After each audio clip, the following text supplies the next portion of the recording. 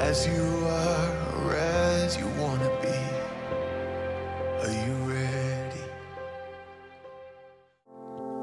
Ngayong hapon na ito, samahan nyo kami sa pag-awit natin sa Panginoon. At sa lahat ng oras, o anumang oras, isipin natin na kailangan natin purihin ang Panginoon. Kasi ang Lord, siya ang gumawa ng lahat para sa atin. Awitin po natin Dwelling Places.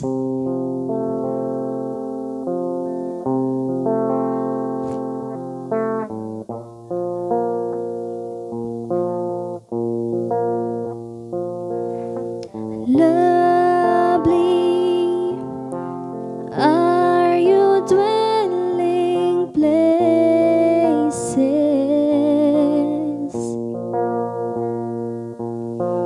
thirsty I come after you.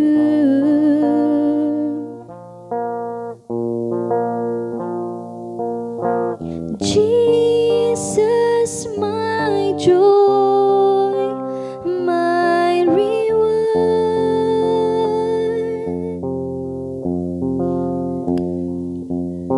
Your love's restoring my soul.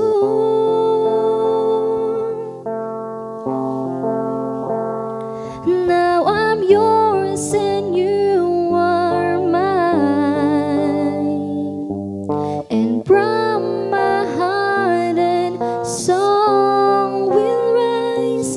I love you, I love you, I love you. I love you, I love you, I love you. I love you, I love you, I love you. In my heart will follow wholly after you.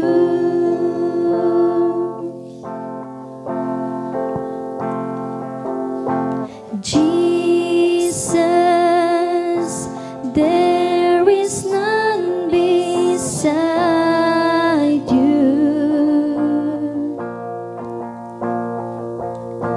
Righteous ruler of the earth,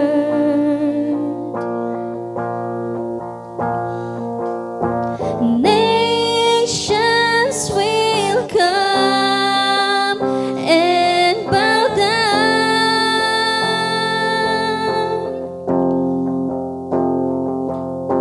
Name over all names, I sing you praises, and all that I can say to you is I love you, I love you, I love you. I love you, I love you, I love you. I love you, I love you, I love you. In my heart will follow wholly after. I love you, I love you, I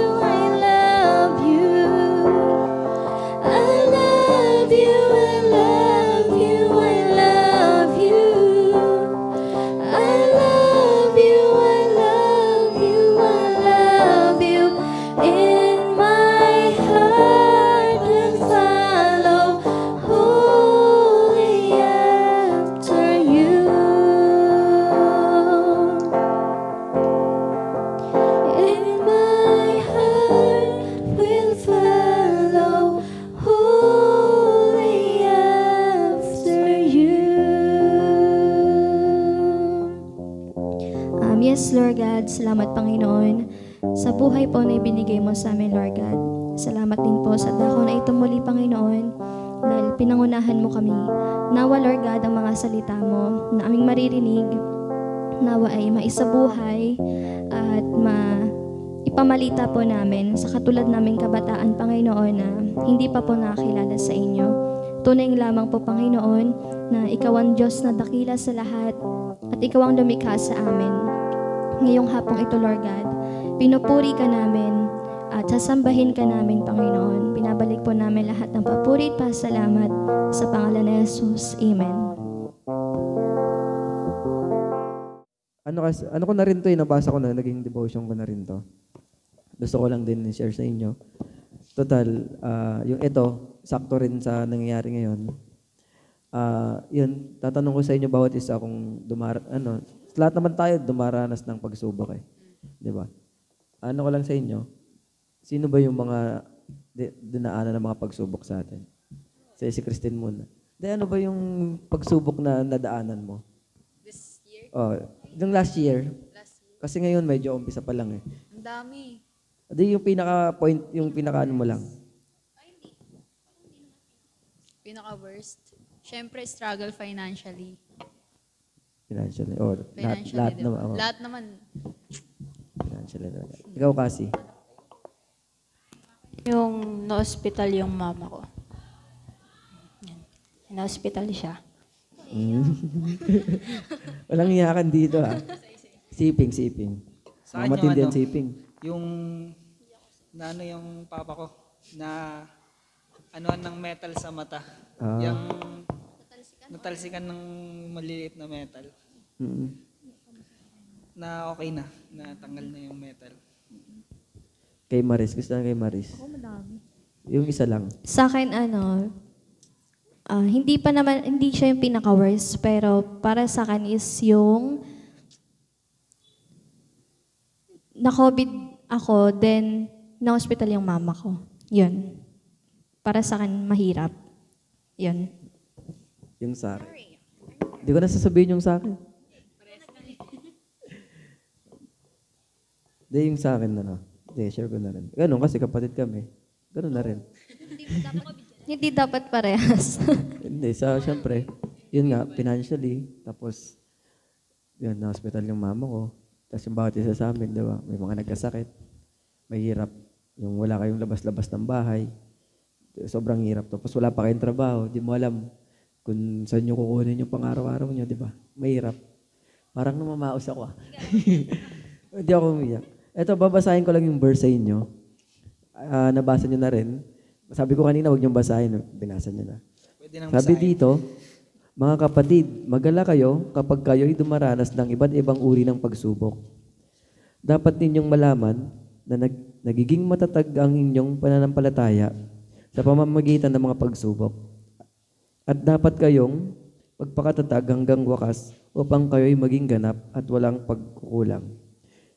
Ngunit kung ang sino man sa inyo ay kulang sa karunungan, humingi siya sa Diyos at siya'y bibigyan, sapagkat ang Diyos ay nagbibigay ng sagana at hindi nanunumbat. Subalit ang humihingi ay tapat, magtiwala sa Diyos.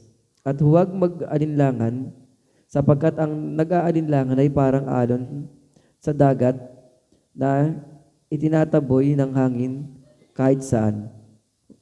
Huwag umasang tatanggap ng anumang mula sa Panginoon, ang taong bago-bago ng isip at di alam kung ano talaga ang nais niya. Yan, sakto sa natin to. Sa mga pinagdaanan yung pagsubok. Diba sabi dito, mga kapatid, magala kayo pag tayo'y sinusubok. Kaya kahit kung sinusubok tayo, huwag natin isipin na binibigyan tayo ng parusa, parang gano'n. Di ba? Usually, gano'n nangyari. Parusa na ata sa akin to ni Lord kasi pasaway ako eh. Di ba? Ganun, karamihan, ganun yung nagiging mindset ng tao. Pero ito, sinabi dito, di ba? Magala kayo na dumaranas ng mga pagsubok. Maging matatag kayo. Pananampalataya sa pamamagitan ng pagsubok, di ba? Dito, dapat, kahit sinusubok tayo, kumapit lang tayo. Kasi pag hindi tayo kumapit, parang lalo talaga tayong manghihina. Pero yung iba, pag sinusubok, mas lalong nawawala kay Lord eh. Yung iba, hindi naman ninano ko. Pero yung iba, di ba, parang pag sinubok na, parang naglalaylo kay Lord eh. Dapat, hindi ganon. Pag talagang sinusubok, dapat lumapit pa rin tayo kay Lord. Talagang, kasi lang ni Lord yun sa atin eh. Parang sinusubok tayo na, gano'n kaya to katatag sa akin? Baka mamaya, bigyan ko lang to ng konting pagsubok eh, ano-ano na agad sabihin sa akin. Di ba? Kung gusto niyo kayo, may share ba kayo? About, yung sa nabasa niyo, ano yung gusto niyong idagdag? Ako na lang. May dadagdag lang ako. Devotion ko to last December 27 at 28. Sabi dito sa Job, Job 37 verse 13, ang ulang ibinubuhos ng dakilang Diyos, maaring parusa o kagandahang loob. Ayun, di ba tayo, sabihin na natin, halimbawa ako, ang dami-daming pagsubok nagkasabay-sabay. Siyempre, isipin mo, ano ba to? Binubuhusan ako ng pagsubok. Siguro parusa to sa akin ng Lord. Di ba minsan naisip natin na pinaparusahan ata ako ni Lord kasi sa nagawa ko. May ganun ba kayong naisip nyo na pinaparusahan ka ng Lord? Pero hindi pala. Ibig sabihin, tinutuwid ka ng Lord, gusto niyang maranasan mo o maramdaman mo na nandito lang ako kahit anong mangyari. Kasi yung pagsubok na yan, lilipas din naman yan eh. Parang ulan, di ba sobrang lakas ng ulan. Tapos kinabukasan, ang ganda-ganda ng araw, parang walang nangyari. Ganon lang din yan sa atin. Katulad sa amin na, ayun nga, nagkaroon ng mga pagsubok sabay-sabay. Tapos kinabukasan, parang walang nangyari. Parang, Lord, thank you. Parang maaano ka na lang, magugulat ka na lang na, ang daming dumating na pagsubok, pero yung blessing ng Lord sa'yo, umaapaw eh. Kaya hindi mo na nga mabilang minsan yung mga ginawa ng Lord sa buhay mo. Kaya ayun, para sa akin, yung pagsubok na yun ay hindi siya parusa, kundi isang paalala mula sa ating Panginoon. Yun lang. Si Christine daw, meron daw eh. Nakatingin sa akin eh. Parang may gustong sabihin. Yung about sa pagsubok naman. So, yung pagsubok kasi minsan, sa ibang Kristiyano, ginagawa siya in a negative way. Nagiging parang pagpapahirap sa kanila. Pero bilang isa sa atin, mas nakakilala pa, mas kinikilala pa si Lord, dapat yung mga pagsubok, gawin natin na positive way. Which is gawin natin parang stepping stone para mapalago pa tayo as a Christian.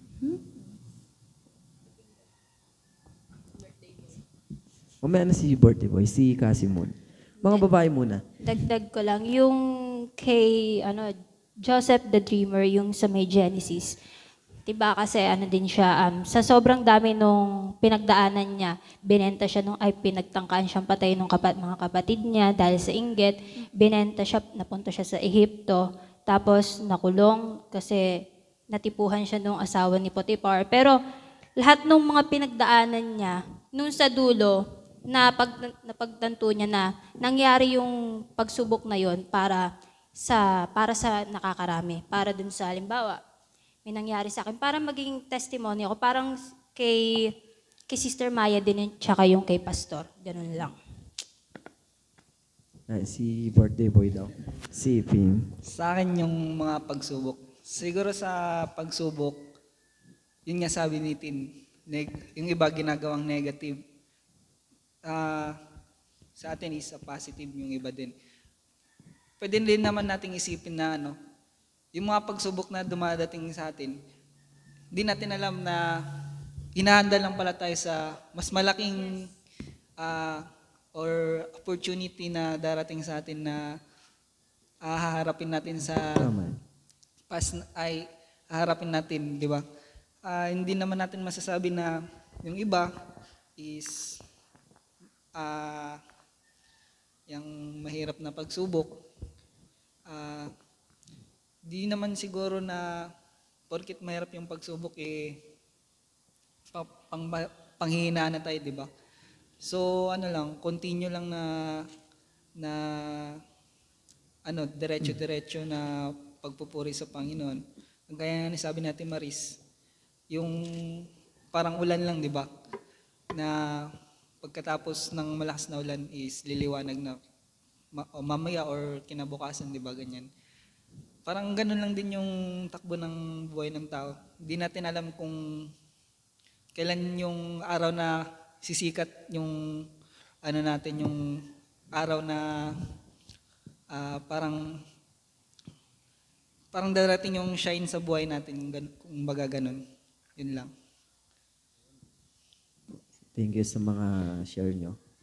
At yung sabi din doon ni Lord na sabi dito, ngunit kung ang sino man sa inyo ang kulang sa karunungan, humingi siya sa Diyos at siya'y bibigyan sapagkat ang Diyos ay nagbibigay ng sagana at hindi nanunumbat. Diba? Usually yung iba, pag may mga pagsubok, suko na agad. Wala na. Ang nilalapitan nila, alak, diba? Bisyo. Diba? Pagsubok, ito lang sa akin. Okay na to, diba? Hindi lalapit kay Lord. Di walang mangyayari. Diba? Useless yung nila. Imbis na lumapit ka kay Lord para tulungan ka, iba nilalapitan mo. Diba? Sa una pa lang, dapat kay Lord ka na agad kumapit. Kung tayo lalapit pa sa iba, ganito ganyan, si Lord agad unahin natin, di ba? Minsan, example, sa ospital nga pag may ginagamot, pag hindi na kaya, ano sinasabi ng doktor sa pamilya? Ipagdasal nyo na lang. O di ba? Di ba ganun nangyari? Ipagdasal nyo na lang. Kung pwede naman pala lumapit agad kay Lord, di ba? Pinaabot mo sa doon. Ganun lang yun dapat pagka kay Lord agad. Di ba? Mga doktor nga, ganun sinasabi, pagdasal nyo na lang. O, di ba? Pag una pa lang, ipagdasal nyo na agad. Yun nga, di ba nga sabi, hindi ka lang lalapit sa Lord kapag dapat kahit subok, dapat tuloy-tuloy pa rin yung pananalangin mo sa Kanya. Dapat ganun. Hindi yung lalapit ka lang kasi kailangan mo yung pagsubok. Dapat meron kang prayers para sa Panginoon. Yun lang. Yun. Kaya yun, ang advice ko lang sa inyo sa bawat isa, kung ano naman yung pagsubok sa inyo, sa pamilya nyo, pray lang kayo. Pag-pray nyo lang yung mga gusto nyo ipag-pray. Huwag kayo magpanghinaan ng loob. Kasi pag pinanghinaan kayo, bagsak talaga. Ganun lang.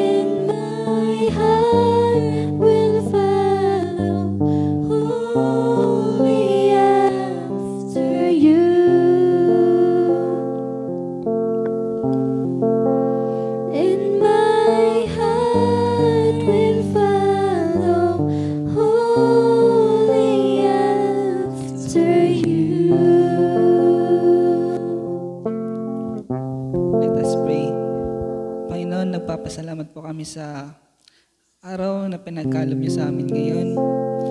Panginoon, nagpapasalamat po kami sa mga blessings na pinagkaloob niyo sa amin.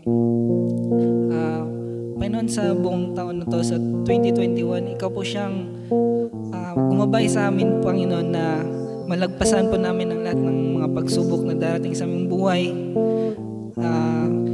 Ikaw po siyang maggabay sa bawat isa, na kung sino man po yung naliligaw, Panginoon, ikaw po ang mag-lead sa kanilang mga puso, Panginoon, upang makilala ka po nila, Panginoon, sa kanilang puso.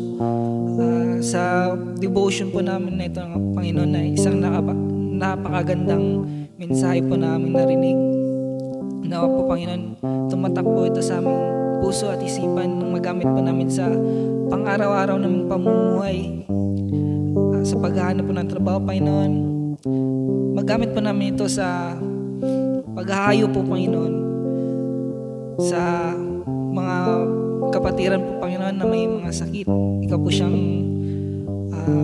gumamot sa kanila, Panginoon, dahil alam po namin, Panginoon, ikaw po ang makapangyarihang doktor sa lahat po, Panginoon, na nagtatanggal po ng karamdaman sa bawat isa, Panginoon. Panginoon, ito po ang aming hiniling at dinadalangin sa pangalan ni Jesus. Amen.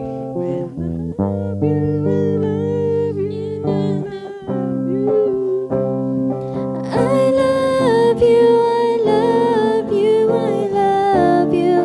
In my heart will follow holy after. I love you, I love you, I love you. I love you, I love you, I love you. I love you, I love you, I love you. In my heart will follow wholly after you. In my heart will follow wholly after you.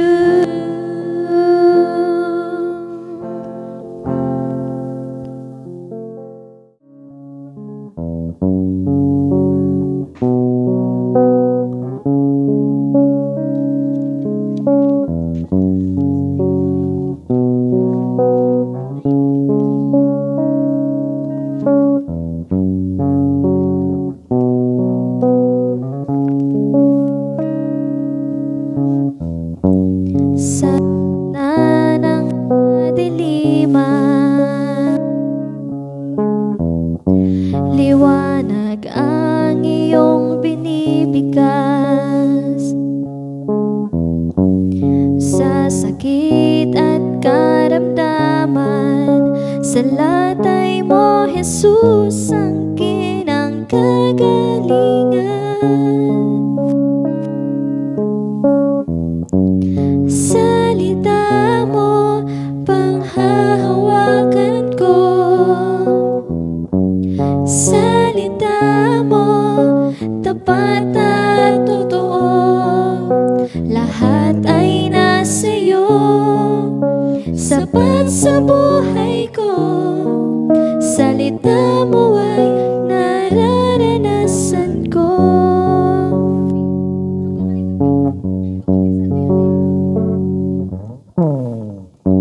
Pagkalito at kaguluhan, sagot mo ay kapayapaan. Sa mundo ay kahirapan, yaman ko ay sa'yo natagpuan. Salita mo, panghahawakan ko. Salita mo'y tapat at totoo. Lahat ay nasa iyo, sapat sa buhay ko. Salita mo ay nararanasan ko.